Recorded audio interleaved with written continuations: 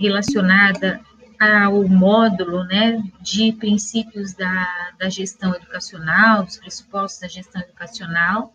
Portanto, durante nossos três encontros mensais, nosso foco vai ser, né, nós vamos seguir uma linha de raciocínio no sentido de, primeiro, discutir um pouco, né, sobre a origem da gestão, né, pensando nos processos que dão início à gestão educacional. Depois daremos um enfoque maior à gestão da escola, né? Então, nós vamos percorrer um caminho que nos permita compreender esses aspectos até chegar no planejamento didático-pedagógico, que tem uma interlocução bastante grande, né, com como é que a gestão trabalha, enfim, discutir um pouquinho os aspectos da chamada gestão democrática, que são os temas dos textos que existem no Aprender, para que vocês façam as leituras e desenvolvam as atividades. É interessante porque no curso, né, em que vocês têm um comprometimento de trabalhar com neurociência, com a educação financeira de uma maneira geral, a propositura de um módulo que discuta especificamente os elementos da gestão traz, né, a possibilidade de que vocês pensem do ponto de vista macro, como é que é possível implementar, né, a educação financeira, enxergar isso enquanto gestor. Eu acho que essa é a intencionalidade do curso, e isso é, no meu ponto de vista, que sou tutora do curso, é muito louvável, é muito... Eu penso que é uma coisa muito importante, uma proposta muito importante. Espero que vocês também estejam visualizando dessa forma. Antes de começar, e que eu acho que é um apontamento importante que eu gostaria de dizer para vocês, é que o fórum de discussão, eu observei no módulo passado, Pedagogia de Projetos, em que eu atuei com vocês, uma participação apenas de uma postagem nos fóruns. O fórum é uma ferramenta de interação. Então, pensando na modalidade de educação à distância, no que é essa aprendizagem num ambiente virtual, quando a gente se propõe a discutir em um fórum, o próprio sentido já diz, né? Fórum de discussão. Portanto, é muito importante que vocês, não apenas para cumprir um requisito de atividade, tá, gente, para ganhar nota, mas que vocês se disponham a discutir mesmo, refletir junto, colaborar com os colegas de vocês no fórum, com mais de uma postagem, ok? Eu faço essa observação e ali é um momento, é um fórum conceitual, certo? Em que tem ali perguntas que eu lancei para vocês, e apesar talvez, né, num pressuposto de educação à distância, haver a necessidade da intervenção da tutoria, como eu estou com vocês nas webconferências, durante 3 webconferências ao longo do módulo, o feedback, ou seja, a discussão sobre o que vocês estão falando lá, ela se dá nesse momento síncrono aqui, que não é no fórum, ok? Então, eu preciso que vocês tenham maior atividade ou interatividade no fórum, não apenas por um requisito de nota, mas para que vocês também tenham a experiência de dialogar uns com os outros, porque as demais atividades são atividades individuais, certo? O diário de bordo até eu posso consultar os diários dos meus colegas, comentar sobre eles, mas ele não é uma ferramenta de comunicação e de interação assíncrona, como é o fórum.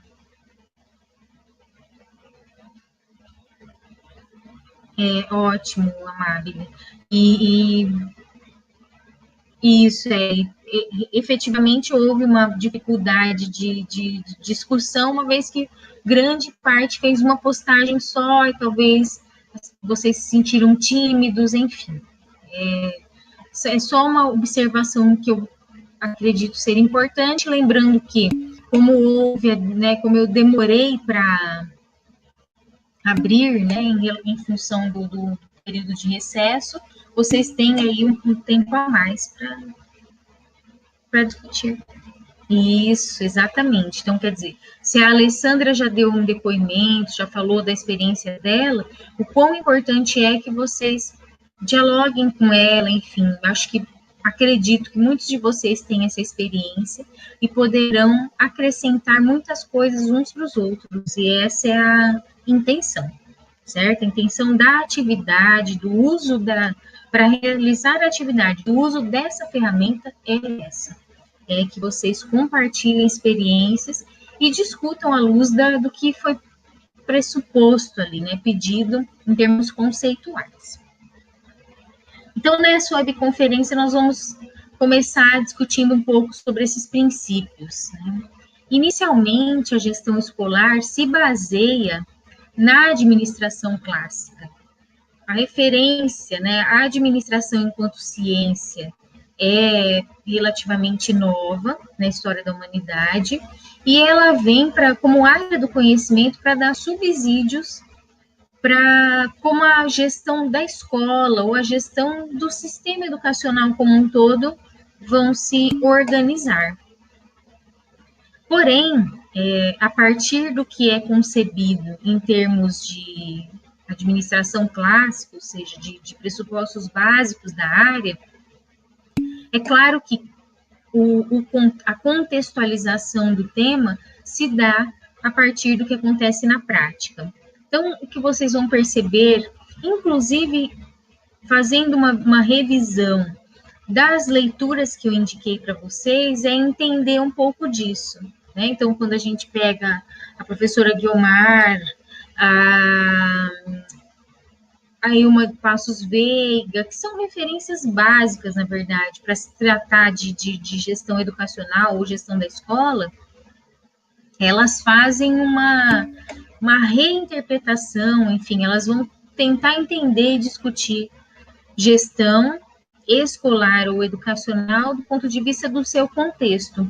Porém, nós temos que lembrar que os princípios se dão a partir da administração clássica. Então, quando a gente começa, né, para começar a entender de administração da escola, a gente tem que entender as influências da administração enquanto ciência. Portanto, o nosso ponto de partida é entender o quanto a divisão do trabalho vai influenciar, né, no desenvolvimento da gestão educacional, e essa ideia de compreender gestão enquanto trabalho, enquanto tarefa ou enquanto atributo, e enquanto necessidade de explicar como é que esse trabalho vai se dividir e se organizar. Por isso que hoje o nosso foco vai ser na gestão por competências, né? Que né, falar em competências hoje é uma tendência do mundo inteiro. Mas o que é? Como é que esse gestor, com base em princípios de administração clássica, vai exercer uma gestão por competências, que é um subsídio para se chegar num nível mais refinado à chamada de gestão democrática, né? Se é que existe gestão democrática, isso também nós vamos discutir um pouquinho mais para frente, certo? Nesse sentido, é uma contextualização muito rápida, porque eu imagino que vocês tenham conhecimentos a respeito disso, mas isso é um eixo estruturador dos nossos estudos. Começa, então, tudo com o Taylorismo. O Taylor, que é nascido na Filadélfia, norte-americano, é considerado, então, o pai da administração enquanto ciência. E o que o Taylor fez foi usar, né, implementar métodos científicos cartesianos, ou seja, passíveis de comprovação, para entender como é que a administração de empresas poderia ser mais eficiente. E é aí que se dá, então, que surge, então, o termo eficiência e eficácia, né? Uma vez que numa empresa se busca necessariamente que exista a maior possibilidade possível de eficiência e eficácia nos processos operacionais, de maneira que a indústria funcione bem e retornem em lucros, né, para os donos e os seus colaboradores, certo?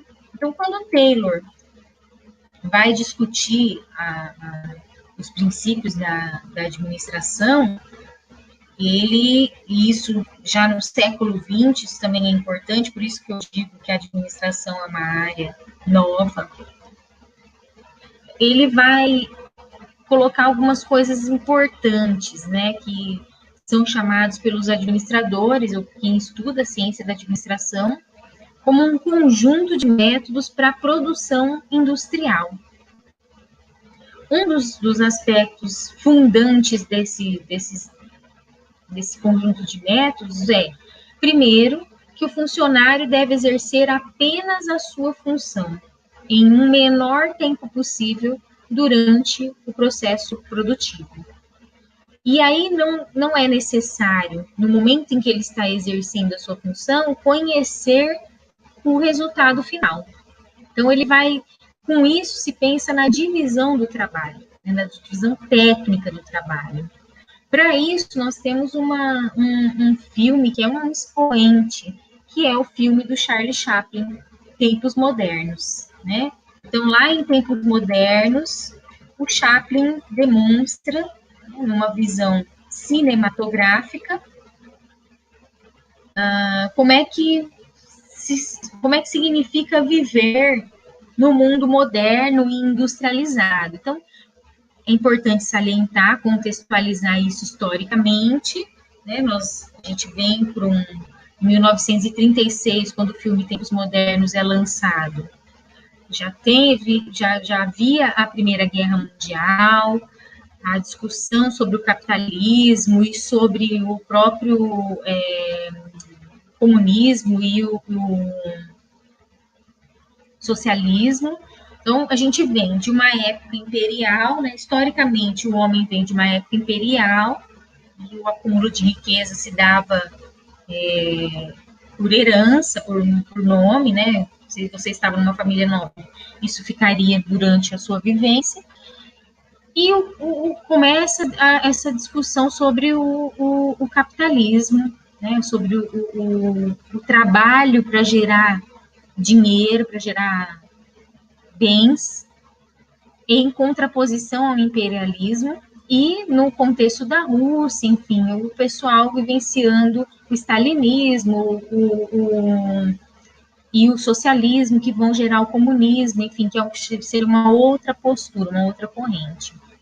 O filme Tempos Modernos vai discutir isso, né, de uma maneira cômica, porém crítica. E nesse sentido, ele vai ser empregado na fábrica e vai vivenciar, né, dentro da fábrica, essa coisa de ter que exercer uma função. Então, essa coisa de ficar lá, né, participando da linha de produção ou da linha de montagem, parafusando, né, as taxinhas lá nas peças de maquinaria, mostra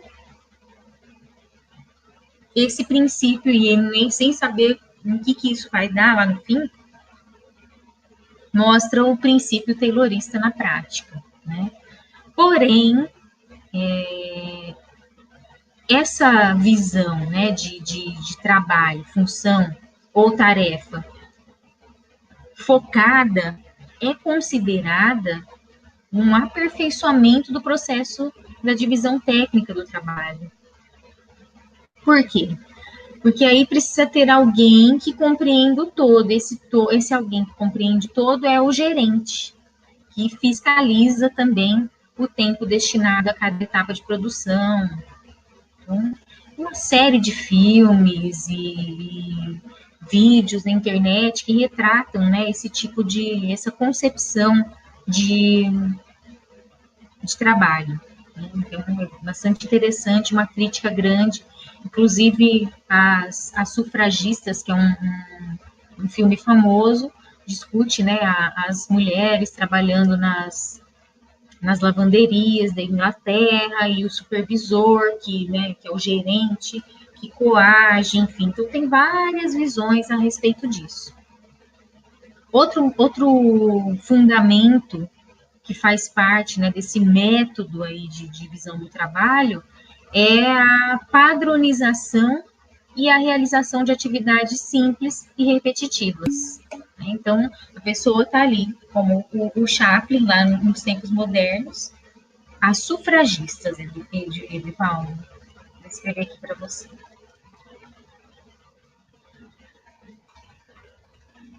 Aliás, é um filme que eu recomendo, não só por uma questão técnica, diria, né, acadêmica, mas é um filme muito interessante, muito bom mesmo, tá? Eu recomendo que vocês assistam.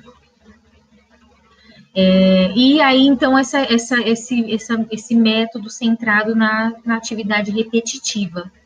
Em relação aos elementos fundantes da teoria do Taylor, há uma grande rejeição aos sindicatos, e essa grande rejeição gera os movimentos grevistas, enfim, aí também, novamente, no contexto do social, gera uma mudança bastante significativa. Tá? Então, daqui que começa a se pensar na organização do trabalho, visando altos níveis de eficiência e eficácia. Né? Para a área da administração, entender o seguinte, que a instituição, vamos chamar assim, né, precisa cumprir metas dentro de prazos estabelecidos, né, com um número mínimo de erros possíveis, e é aí que entram esses dois conceitos, né, dando subsídios para que tudo seja feito de uma maneira correta e gere lucros, efetivamente, para a empresa. Numa época concomitante, nós vamos ter, né, como uma referência para se entender a administração, o faiolismo, né, que é criado pelo engenheiro Henri Fayol. Então, o Fayol é nascido em Istambul, quer dizer, de um outro contexto, inclusive social, engenheiro de Minas, e também influenciou o que é chamado, né, pelos administradores de teoria clássica da administração. Então, lá num outro contexto, num outro extremo, o Fayol está pensando em outras possibilidades. O seu estudo é paralelo aos estudos de Taylor, tá? E a ênfase que ele dá na sua teoria, na chamada teoria clássica da administração, é na estrutura organizacional e a visão do homem econômico, do homem que produz alguma coisa. O que o Fayol propõe de diferente, eu diria, do Taylor, é o incentivo material e salarial,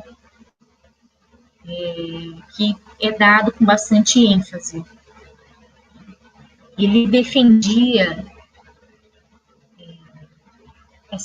essa ideia, né, de que haveria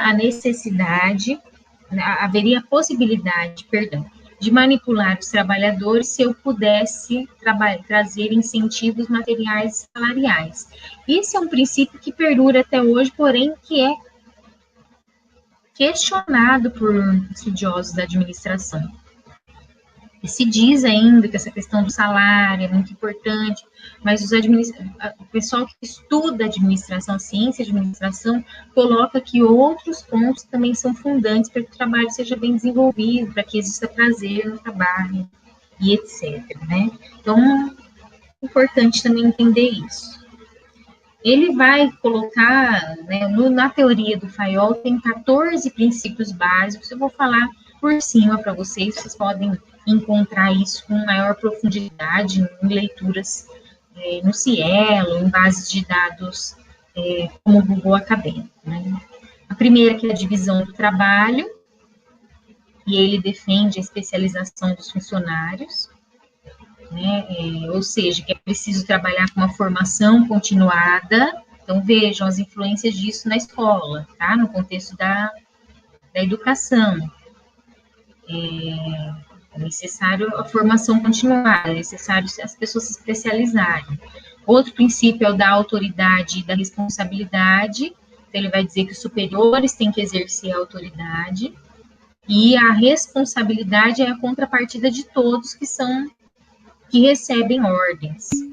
A unidade de comando, e isso é interessante também, que isso a gente vê com bastante influência na nossa vida acadêmica, é aquela máxima, o cachorro que tem 2 donos morre de fome. Então, ele vai dizer que um funcionário deve receber ordens de apenas um chefe, não gerar problemas, né? Mais de um dando ordens para alguém pode gerar problemas. Exatamente, Alessandra, com certeza. Por isso que é importante ter o conhecimento, né? A unidade de direção, que é a ideia de que você tem que dar uma ordem só para desenvolver um grupo de atividades que tenham os mesmos objetivos.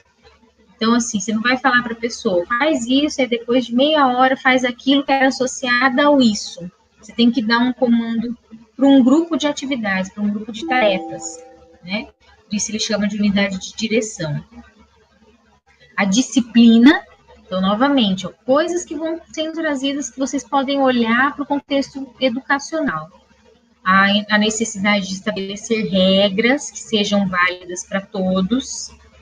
Então, ele vai dizer que a ausência da disciplina gera caos. O 6º princípio, que é a prevalência de interesses gerais, né?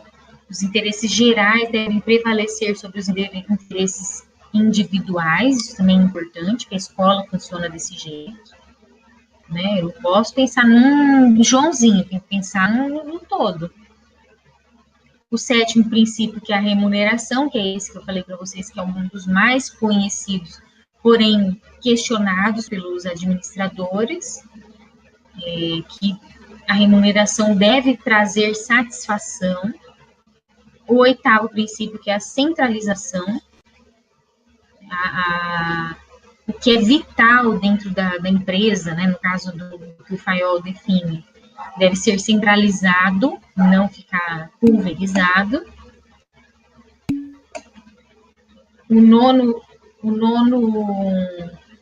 princípio, que é o da hierarquia, que o Rafael já adiantou aí, né?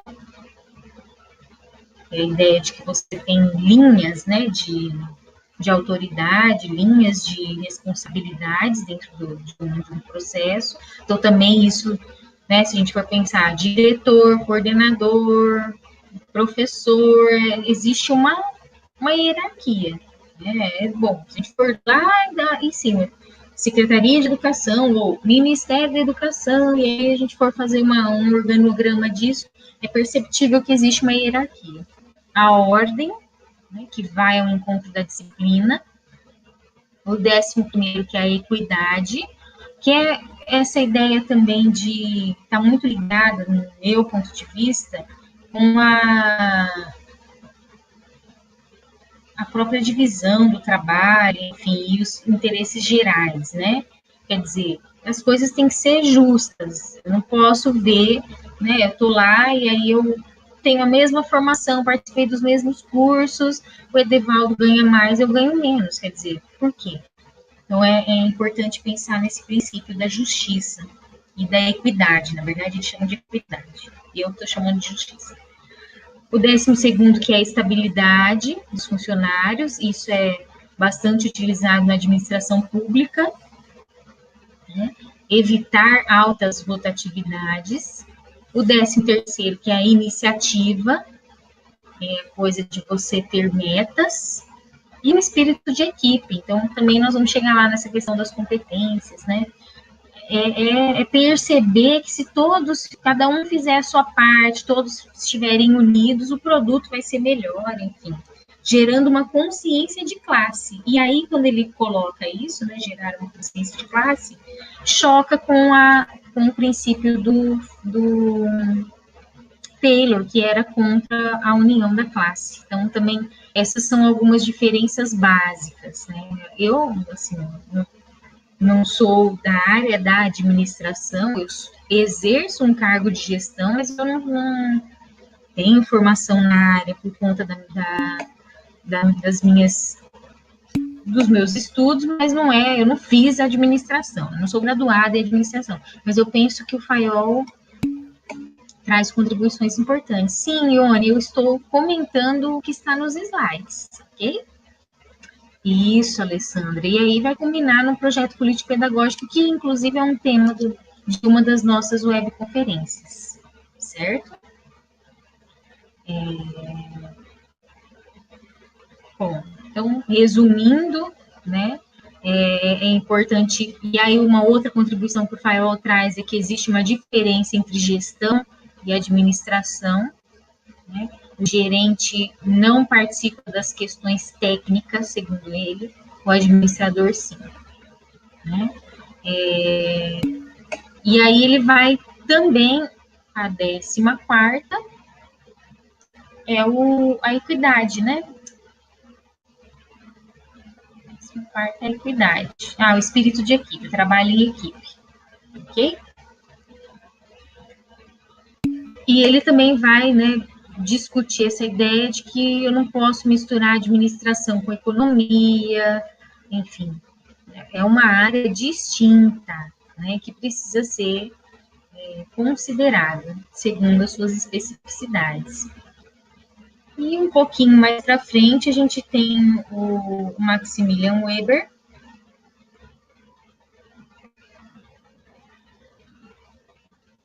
que vai também colaborar com os estudos na área da administração. Ele era um intelectual alemão e um economista.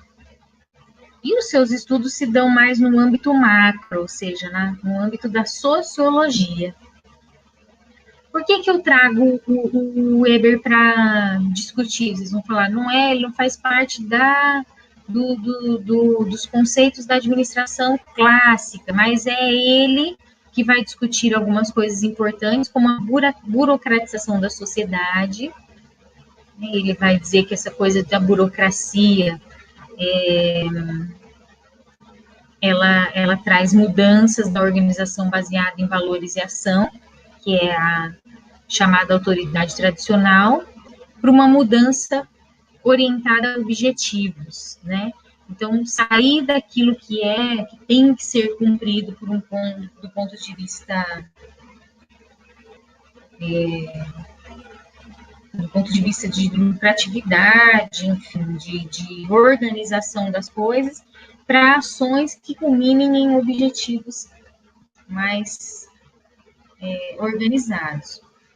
O Weber é estudado na sociologia, né, em conjunto com os clássicos, Durkheim e o Karl Marx, certo? E ele vai, então, discutir bastante a construção ou consolidação do capitalismo, né? Então, os três vão discutir essa questão do capital.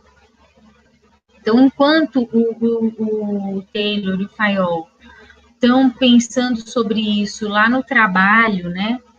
E como isso influencia no trabalho, ele está desenhando isso, por isso que eu falo macro, do ponto de vista macro, no social.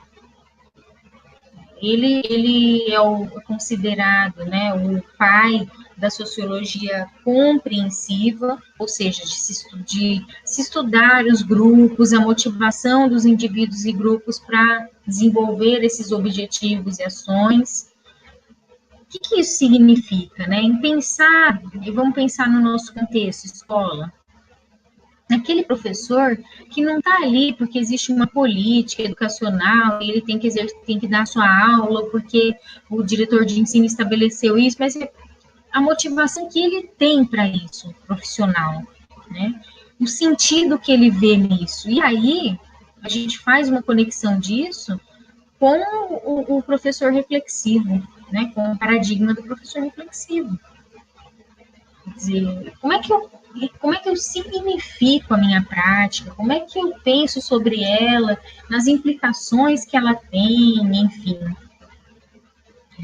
Então, a obra do Weber vai discutir bastante a ideia da ética, né, do como esse sujeito enxerga o seu trabalho num todo e exerce uma ética que é comum a todos, enfim.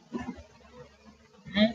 Ele também vai dizer, né, que é necessário dedicar-se ao trabalho e você não precisa condenar o acúmulo de riquezas. Então, a discussão que ele faz sobre o capital é diferente da discussão do Marx, né? É uma discussão oposta, né? Em algum sentido oposta. Embora o Marx venha depois também, né? Então, também é importante salientar isso. Eles estão fazendo análises diferentes, né? E a contribuição que o Rafael traz, né, as características principais da burocracia, a formalidade, a impessoalidade e o profissionalismo. Isso mesmo. Então, aquele cujo sentido pensado pelo sujeito é referido ao comportamento dos outros, orientando-se por ele, o seu comportamento. Então, é preciso olhar para as coisas, né? Olhar para o contexto e quebrar um pouco das barreiras que a burocratização da vida humana traz. É interessante um comercial que tem passado na TV do pessoal vai fazer um churrasco, né? E aí o cara chega e fala que vai ter que protocolar, que vai demorar alguns dias. Não sei se vocês já viram esse comercial da TV, né? E o que está se discutindo é exatamente isso. Assim, vamos desburocratizar. E a burocratização está muito ligada a essa coisa do social, enfim. Então, é uma análise que tem que ser feita mais do ponto de vista sociológico. E eu também, Daniele, eu particularmente não tenho elementos para aprofundar com vocês, ok? Mas se vocês quiserem, vocês podem trazer aí as contribuições. Então, eu vou propor aqui um stop rapidinho. Em que essas ideias nos interessam no sentido da discussão do papel do gestor em contraposição ao papel regulador do Estado no contexto educacional e, mais especificamente, no contexto da escola? O que vocês podem comentar sobre isso? Eu vou aguardar 3 minutos, no máximo 4, para que vocês coloquem as contribuições de vocês aqui no bate-papo, ok? Quero que vocês façam uma junção disso tudo que foi falado até aqui e que pensem um pouco no que nos interessa de fato, né, de tudo isso, conhecer essas bases. Enquanto isso, eu vou fechar o meu microfone.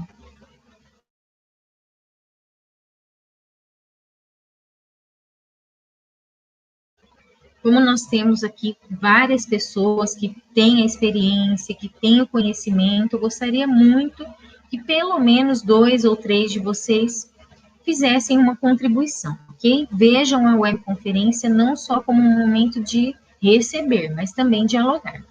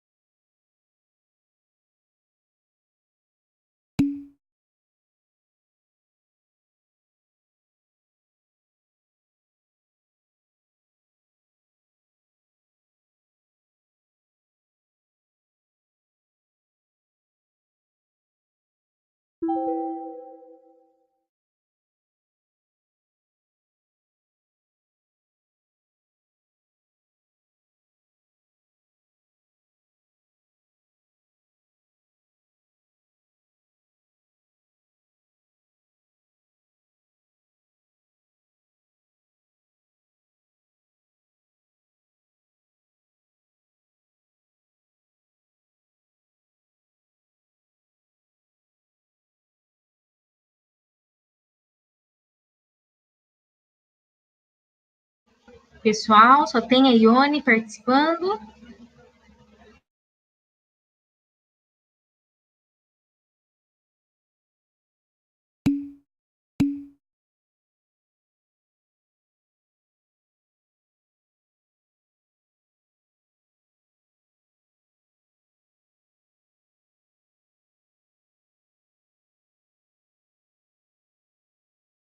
Ok, ótimo. 3 contribuições são suficientes.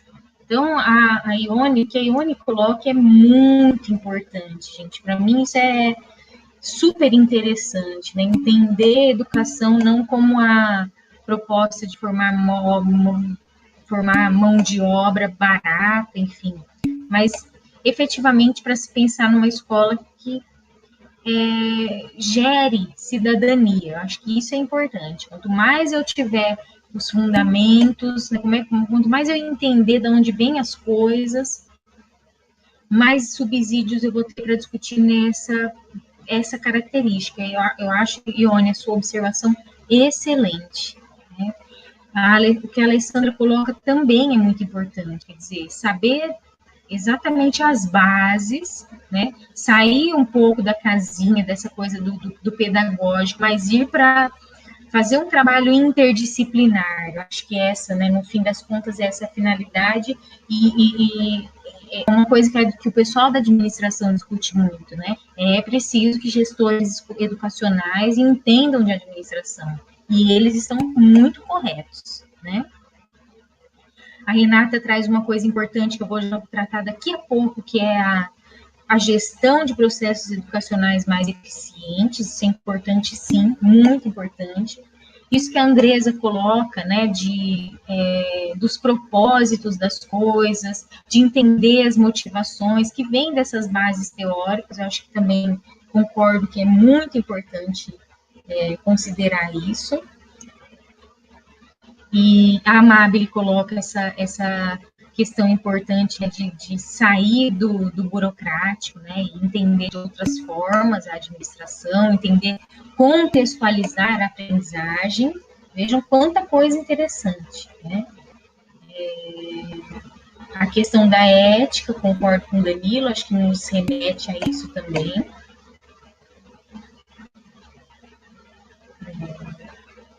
A Renata coloca um ponto de vista interessante, né, que é essa coisa do mercado, enfim. Mas aí a gente precisa pensar nisso mesmo, essa é a ideia, né, de pensar o que é o mercado, o que é cidadania. Eu acho que isso é importante, que o Danilo coloca. Certo, certo. Aí essa questão da formação continuada que a Renata coloca. Muito bom mesmo. É exatamente isso que eu gostaria de despertar em vocês. Então, quando a gente pensa, o que eu vou falar de agora em diante tem muito a ver com essas considerações de vocês. Primeiro, né, que a educação precisa ser eficaz, mas essa eficácia tem que responder às demandas que decorrem das transformações sociais. Não pode ser uma resposta descolada disso.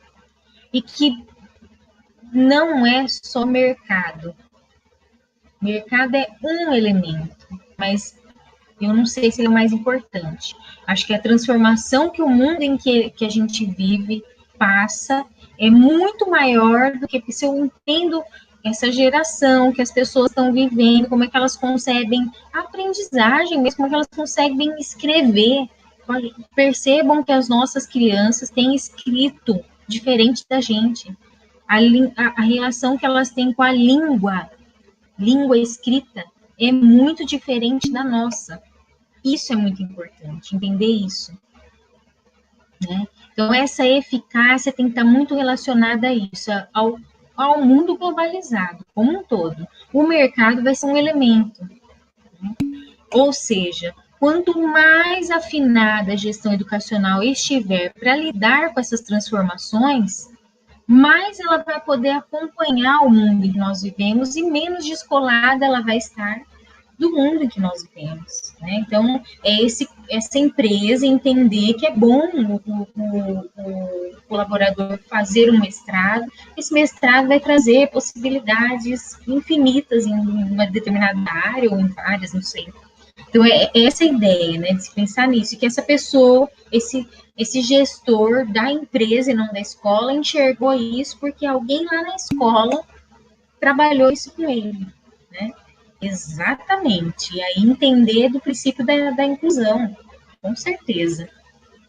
Então, a origem da gestão educacional é muito utilizada para designar a ação dos dirigentes de escolas. Segundo Luque, esse termo, gestão educacional, surgiu em substituição ao termo administração educacional, exatamente para se fazer uma distinção de um termo para o outro, que já é proposta lá no Fayol.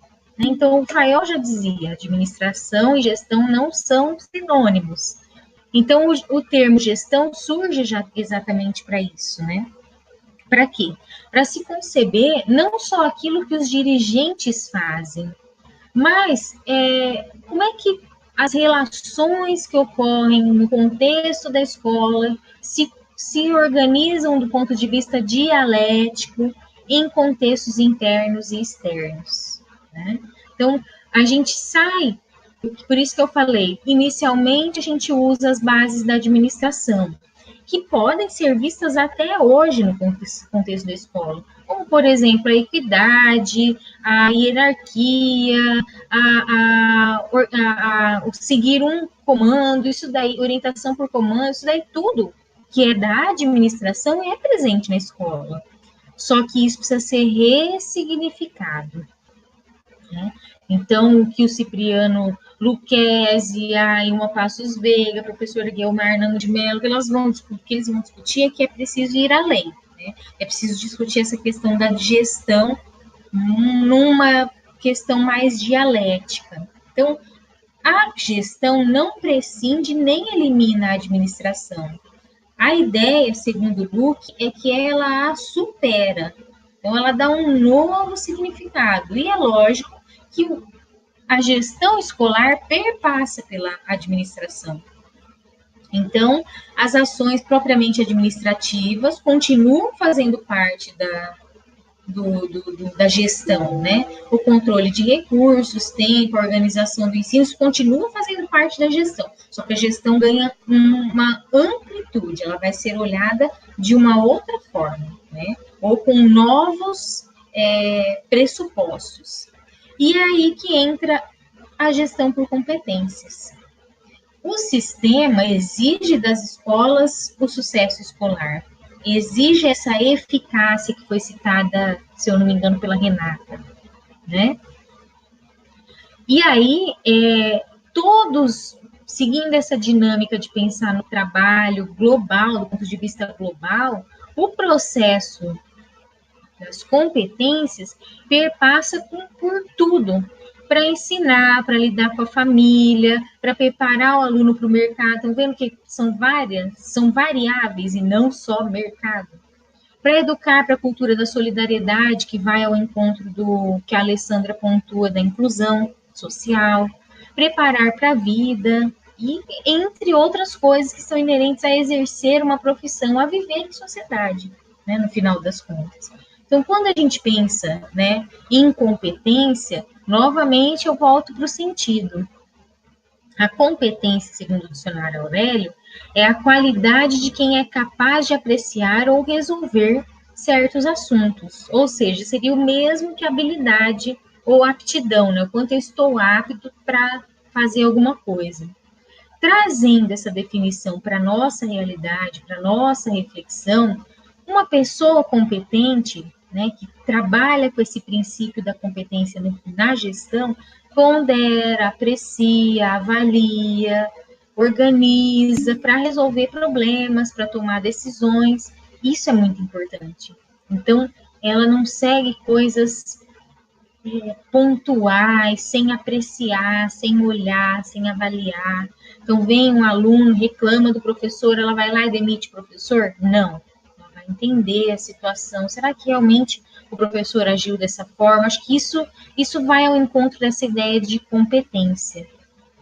Essa ideia que vocês colocam de quebrar paradigmas, acompanhar mudanças, etc.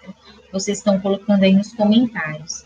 Nesse sentido, a noção de competência vai ser incorporada ao contexto educacional a partir da Lei de Diretrizes e Bases da Educação Nacional em 1996. Então, ela vai dizer, né, lá na LDB de 96, e isso permanece na revisão em 2015, que as competências devem ser construídas na educação básica e colocando, né, constituindo um paradigma curricular novo, saindo o foco dos conteúdos e trazendo foco para estudantes, o protagonismo do estudante para desenvolver capacidades e adquirir competências.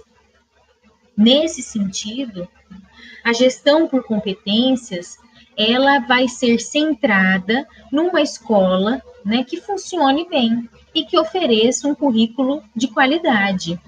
Nesse sentido, a gestão por competências tem como pressuposto a atenção, né, às aprendizagens, entender a escola como a possibilidade de aprendizagem de todos, e cooperação de professores e alunos, inclusive, para oferecer um ensino que beneficie a todos.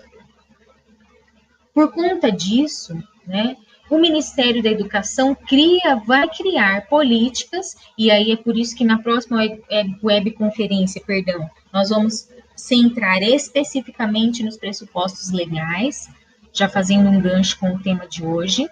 As políticas orientam como é que isso deve acontecer, quer dizer, como é que eu trabalho com autonomia, colaboração, participação, igualdade, inclusão social. Exatamente, Alessandra, por isso que o PPP vai ser o tema, nós vamos fechar com o PPP, né? Nossas reflexões vão todas culminar no que é a escola, esses princípios de escola que proporcionam autonomia. Por que é importante entender gestão por competências do ponto de vista político? Porque a formulação de políticas públicas educacionais gera aquilo que a gente chama de regras, que também está estabelecido lá na teoria do Fayol. E a partir dessas regras, ou seja, de parâmetros que são básicos a todos, quer dizer, todo mundo tem que seguir o mínimo do que está proposto, né? A escuta, a colaboração, as pessoas vivenciando a política e trazendo retorno sobre ela, vai fazer com que essa gestão compartilhada se aprimore. Então, eu trouxe esse quadro do Grilo, que eu acho bastante importante, em que ele traz os componentes organizacionais da gestão por competências, e ele vai separar em 6 eixos, né? A admissão, a carreira, o incentivo, o aperfeiçoamento, o desempenho e a participação. E eu tenho certeza que se eu pedisse para vocês fazerem um gancho desses componentes organizacionais com as teorias básicas de administração, vocês conseguiriam enxergar cada um deles, cada influência deles aqui. Ou seja, quando eu exerço a gestão e não a administração por competências, eu trago essas influências diretas daquilo que é considerado clássico. Por isso que eu falei, o clássico não deixa de influenciar na nossa vivência. A função básica da admissão é trazer pessoal qualificado, né? Ter um processo seletivo eficaz, então aí a gente vê editais, concursos, mesmo nas escolas privadas, né? Sistemas de admissão que trazem, né, possibilidade de escolher o melhor profissional possível. Na carreira, volta a questão do desenvolvimento profissional e pessoal, volta, né? E aí tem várias coisas que influenciam sobre ela, mas principalmente a interlocução dessas pessoas com possibilidades de continuidade e não ficar ter uma instabilidade, né? Então a carreira está ligada à estabilidade. O incentivo tem como função básica eliminar a tendência de acomodação, então fazer com que as pessoas percebam e vislumbrem melhores possibilidades. O aperfeiçoamento, que eu já falei várias vezes, que vai culminar na formação continuada. O desempenho, né, que vem a pensar, né, a trazer métodos que possibilitem verificar a eficiência no trabalho e o quanto as pessoas têm potencial para progredir na carreira. E a função básica da participação, que é trazer o princípio da gestão democrática, que vocês colocaram aí no bate-papo, né? Quer dizer, finalmente a gente vai chegar lá na gestão democrática, no projeto político-pedagógico, em toda essa discussão que faz parte do contexto educacional. O Lopes vai definir aí 5 princípios da gestão por competência. Eu gosto, acho que é uma definição interessante, são princípios que podem ser e devem ser aplicados. Os recursos humanos, que para eles é o input essencial. As competências são, né, o principal ativo dos recursos humanos, que o posto de trabalho não é algo essencial nem eterno, quer dizer, você está passível de mudanças. A compensação deve ter como base as competências e o desempenho deve ser estabelecido um sistema de compensação com base no nível de competência, no tipo de nível de competência, etc. E a gestão estática dos postos deve dar vez a uma dinâmica de desempenho. Que tudo isso significa o quê, gente? Significa trazer a ideia, né, de bonificar, de atribuir à pessoa um bônus pelo seu desempenho, né? Que seria focar no desempenho das pessoas, certo? Resumindo, essas dimensões se colocam nesse quadro do Duran, que tem no livro da Brandão e da Guimarães. Ela vai organizar, né, 3 questões importantes, que é o famoso chá, usado, né, termo usado pelos administradores. O conhecimento, as habilidades e as atitudes, quer dizer, é necessário ter fundamentos, é necessário ter capacidades e é necessário também querer fazer, que aí seria o aspecto da motivação. E é exatamente por isso que nós vamos lidar na próxima webconferência com as questões políticas que têm desdobramentos nessas concepções. Portanto, o principal desafio, que é o que nós vamos chegar lá, né, onde nós vamos chegar no final do módulo, é a construção crítica e participativa do projeto pedagógico da escola, ou projeto político-pedagógico da escola. Entendendo que ele é projeto no sentido de que ele faz parte de um planejamento, é político, né, no sentido de que ele está alocado num momento histórico, social e que as pessoas fazem parte desse contexto, e pedagógico porque ele vai implicar aí nas questões específicas da educação. Ok? Bem, pessoal, esses são os aspectos que foram considerados para iniciarmos a nossa discussão, tendo em vista que temos aí mais 2 encontros para ampliarmos e trazermos maiores reflexões a respeito do tema. Nesse sentido, eu abro para que vocês façam as considerações ou perguntas para posteriormente encerrar a webconferência.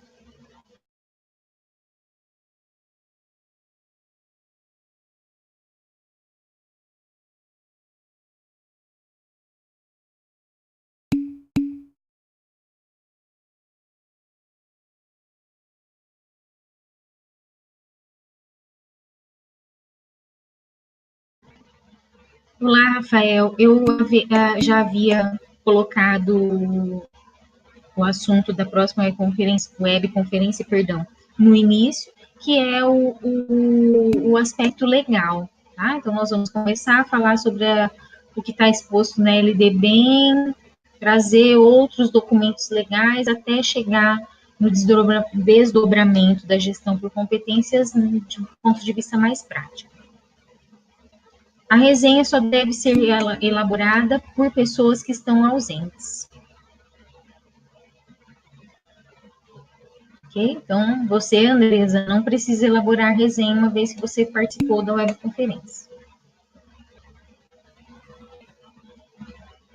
Para mim não tem nada, não entendi, Amabile.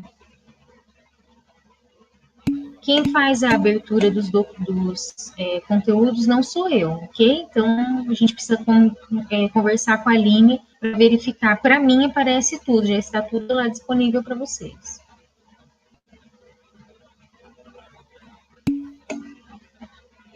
Claro, Renata, é por isso que a gente vai discutir isso do ponto de vista legal e que a gestão educacional vai em todos, ela subsidia todos os níveis e modalidades de educação. Perfeito. Ok?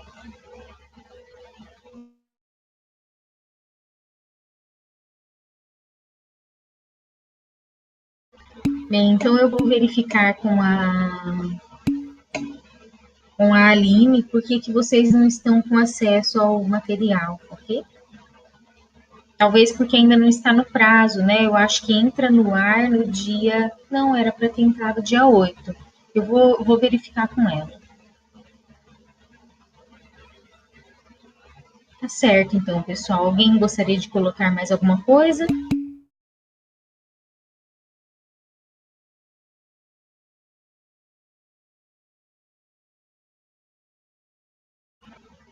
Certo, Edila. Obrigada. Uma ótima semana a todos vocês. Até a próxima.